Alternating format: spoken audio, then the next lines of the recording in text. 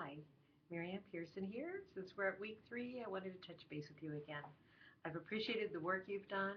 It's really an interesting class, this ethics and journalism and PR, because you have to go deep into your own feelings about what is right and what is wrong, your own moral code to evaluate situations and through the lens of someone who is practicing PR or journalism. So I've really appreciated the great one as I've read and what you've written and graded. I've really appreciated the information that you've put out there about it. And I see that we have a very ethical group, so I'm very pleased with that. I'm still in the midst of grading because since these are longer written pieces, I'm going to take my time and read them and provide feedback for you. But this week, you're going to be looking at moral relativism. And this is a really interesting concept, so I'm going to take a moment to talk about it in the general world, not the Christian world, moral relativism is everywhere. There was kind of a way of thinking years ago that where people would think, well, if it feels good, do it, or whatever you don't feel bad after doing is okay. And if it's good for you, fine, but it's not for me. And it seems our society is really set up this way, like to each their own, and you have your own code of morals and ethical behavior, and if it's okay for you, then fine. But really that doesn't weigh out when you hold up the Bible and the Ten Commandments as truth, which we do as Christians, those of us who are Christian, and I know that at CBU it's not required that you're Christian, but the principles that are taught are Christian. So I know that even if we have people who are non-Christians in the class, you understand something about the principles of Christianity.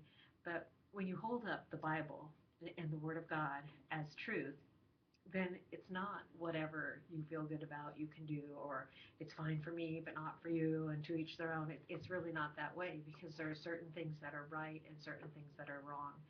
Well, in the fields of public relations and journalism, it's similar. There are ethical standards that are just across the board given as absolutes. Plagiarism is a huge problem in PR journalism. Representing someone in an inaccurate way is also a bad one.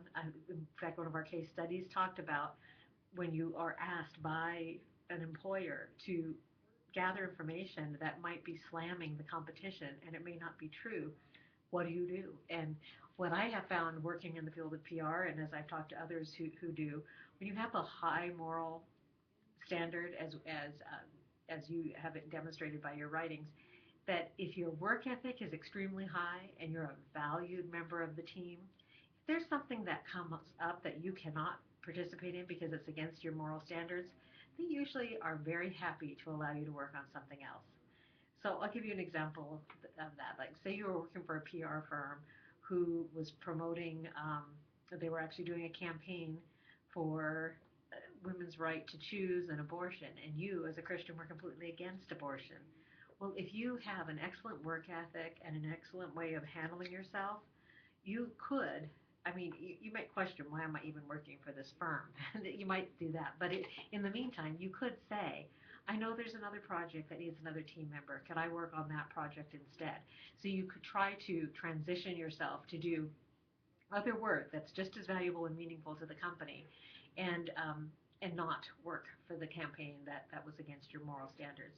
And at the same time, you might think about, I'd like to find a PR firm that lines up better with my code of ethics. So that may be your course of action too. But we have these difficult situations, especially because as Christian journalists and Christian PR practitioners, we are meant to be out there rubbing elbows against people who do not believe the same way we do, and showing the light and showing them the love of Christ. The Christian walk is definitely a program of attraction.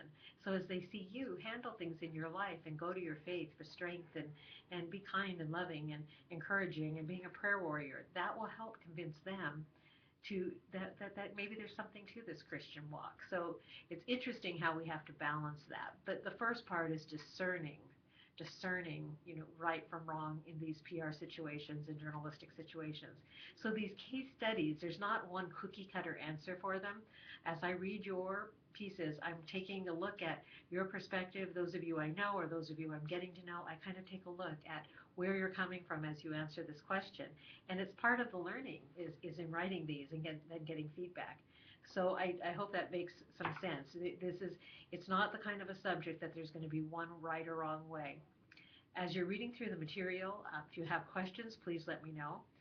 I will be, there are certain points that I'll come in and weigh in on textbook material, but at this point, the assignments really cover the material, so I'm just asking that you read it. If you have questions, do ask. And I will also provide examples as things come up in the media. We've had some interesting things happening in the last bit of time, in the media. So I was going to post some YouTubes perhaps later this week that will highlight those from the football player and who lied about having a girlfriend supposedly, allegedly, to just various situations that have come up in the media where, like Lance Armstrong lying. Several of you touched on that, and there's just no limit to the material that we see in the news that brings up ethical dilemmas. So I hope you had a really good day off yesterday. I'm here at my office at Ops, and I'm really available. If you need to talk to me by text, by email, by making an appointment to come in and see me, I'm here to help you and here to pray for you as well. So if you have any prayer requests, let me know. Have a good week. God bless.